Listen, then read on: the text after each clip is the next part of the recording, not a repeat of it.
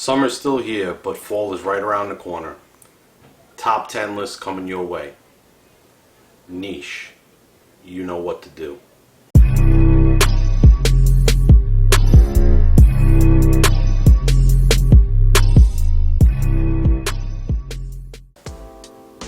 Welcome back, NYC Fragrance family. It's top 10 time. We're going to be doing the niche list first, and the cheap list and the designer list will come after. So, niche. Not the list that everybody is always looking forward to, but the people that are real enthusiasts about fragrances, that's what we want to hear about. And I got some interesting ones here. These are 10 in my collection. They are not the 10 best in the world, in my total opinion. These are the ones I could represent for this video, and they are the best that I currently have in my collection, and some that I have acquired actually this year at several different events. So, at number 10, from the house of Penhaligons, I have Sartorial. Got the little baby bottle. I know I didn't get the big one yet, but I will. This is just, if you're a barbershop fan, it is probably one of the most elegant, exquisite barbershop fragrances you can put your hands on. There are a lot of good ones out there. There are a lot of niche barbershop fragrances. This one just has a certain level of spiciness that I enjoy. So it's made my top 10 niche list for the fall 2019 at number 10. Number 9 is a very new discovery to me. One that I just recently reviewed or just recently touched on. Comes from the house of Happyland Studios. See, I'm stuttering there. Anyway, and their signature fragrance, which is Happyland Signature. Happyland Signature, apple crumb pie tobacco fragrance. It's, to me, if you know the scent profiles of Profvmvm Wajan or Ambre from Hermes, take that fragrance and combine it with Herod, with the spicy tobacco, and you get the apple crumb pie tobacco combination of the two, and that's what Happyland Signature gives you. This is going to be a great one for the fall, and I can't wait to wear it. At number 8, a simple fragrance in my opinion, an elegant fragrance though when I wear it. I don't know, I feel empowered when I wear it. And that is from the house of Joe Malone. It is none other than Oud and Bergamot. Now, Oud and Bergamot, specifically what it says in the name, Oud Bergamot. Their oud here is a friendly oud, if I want to say a friendly oud. It's an orange oud. It has a very sweet oud finish. Then, of course, when you get the little cards in the Joe Malone boutique, they tell you the layering combination. For the warm combination, you would combine this with English oak and hazelnut, which I also have a travel sprayer with. I've done the combination and it is very nice. It is fantastic. English oak and hazelnut is not part of the list, but I felt like I needed to throw that in so that you know what Joe Malone would expect it to use with Oud and Bergamot, or you could just wear it on its own. At number 7, from the house of Profvmvm Roma, I have Confetto. Confetto, some people have said, is very similar to Profvmvm Pegasus. So again, another fragrance in the list that correlates to a Profvmvm fragrance. Although, the difference here is the anise quality that this fragrance has. The longevity that I get from this fragrance. The price point for this fragrance is less than that of Pegasus. And for that reason, it is number 7 on my top 10 niche list for fall 2019. At number 6, from the house of Histoires de Parfums, I have Ambre 114. Now, Ambre 114, this is also the smaller travel spray size. This is just a soft, delicious amber fragrance. It's not overpowering amber, it is subtle, it is soft, it is just delicious. At number 5, we have from the house of Antiqua Firenze, Sogno a Firenze. This fragrance right here is prominent with vanilla, tonka, and a nice dash of white cedar, which is a nice clean cedar. It's a seductive gourmand fragrance, and I discovered it this year at Essence along with a lot of other fragrances from this brand, and it is a really nice fragrance for the fall. If you can get a sample, check it out. I believe Parfums, I'll link them below, carries Antiqua Firenze if I'm not mistaken. Definitely reach out to Joe if you can. Get some samples. I think they have a discovery set as well for Antiqua Firenze, and their other brand related, Iocco 1954, which is another fantastic brand. Definitely, this is a fragrance to check out, and the others in the line. At number 4, this one you're going to find a little interesting. You may or may not have seen it before. This fragrance comes from the house of Bruno Acampora, and it's called Blu. And this is a really small bottle here, because this is concentrated perfume oil, the way this is with the cork cap.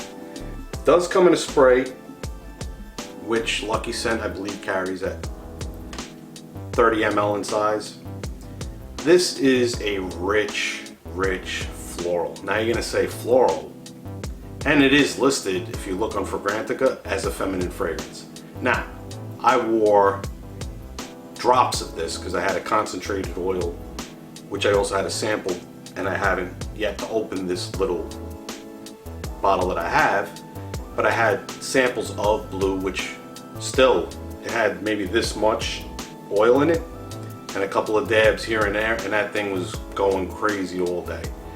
It is beautiful, and I can pull it off. It's got tuberose, well, at least the listed notes for it is tuberose, ylang ylang, orange, and sandalwood. Anything I've tested from this house so far has been ultra pleasing, and again, if you have a chance to check this house out, you probably haven't heard much about it, definitely do yourself a favor and do that.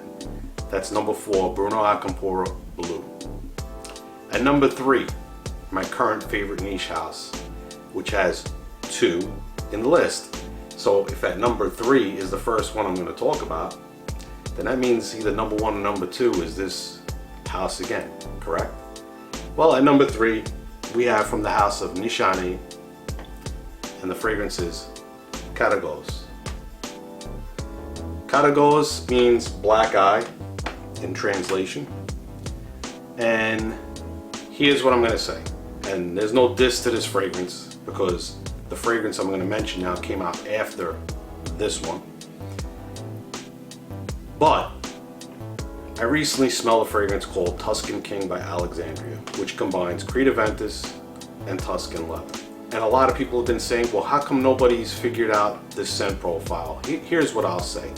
This is not exactly the combination of the two, but the essence of the combination of those two is here and very similar, and in a niche concentrated quality that is very long lasting. This has got pineapple, it's got a really rich vetiver, and it has oud. Whereas Tuscan leather, it has a raspberry note. This also has a note of red grapes. So that's where the sweetness comes in with this and the pineapple. So there is a differentiation. It's not exactly Tuscan King, but if you smell Tuscan King and this side by side, you would see some very close similarities into how it smells around you. So at number 3, Nishane Karagoz. Now, number 1 and number 2. Number 2 was my number 1 up until I got number 1. And number 2 could very easily be number 1, and number 1 could easily be number 2. I think they're kind of like a tie. And that's really hard for me to say, because number 2 I fell in love with head over heels, and it has been a fragrance that I really love. And that fragrance is Xerjoff Lira. Now again, I have the baby bottle. Shame on me, I know. I want the 100 ml. I went to order it, wasn't in stock. When I run through this, I'll get the 100 ml. Hopefully it's still available and still around at that time. But anyway, you know about this one. This is probably one of the best vanilla fragrances out. It's got the caramel note, which makes it a seductive vanilla fragrance. Again, I held it as a holy grail vanilla fragrance up until I put my nose on this other one. And like I said, this other one would make it a tie. So, finishing off my top 10 niche list for the fall of 2019 is a very talked about fragrance lately. And I may have given something away a little earlier when I said that there were 2 fragrances from this house. And hype is something that people use, and this is not hype. This is a beautiful fragrance. The fragrance I'm talking about is Nishane's Ani. It's number 1 or number 2. It's tied. It pretty much comes down to a tie with Lira. The vanilla, I mean, this is again another beautiful vanilla fragrance, perfect for the fall. And when I first smelled this, I was like, wow, this is fantastic. This is, you know, just when you think you've smelled a good vanilla, here comes another one, and another one, and another one. So between Xerjoff Lira and Nishane's Ani, you can't go wrong. Those are the 2 vanillas right now that I would say are the vanillas to have in your collection. And you know what? If you could afford it, get both. So, NYC Fragrance family, remember to like and comment below. Let me know what you think of the list. You know, this list is going to change, I'm sure, as time goes on and I keep doing this. But this is my list for my collection right now. People that are not subscribed, please subscribe to the channel. You'll be the first to get my content. And as always, NYC Fragrance family, remember, if you smell good, you feel good. Have a nice day.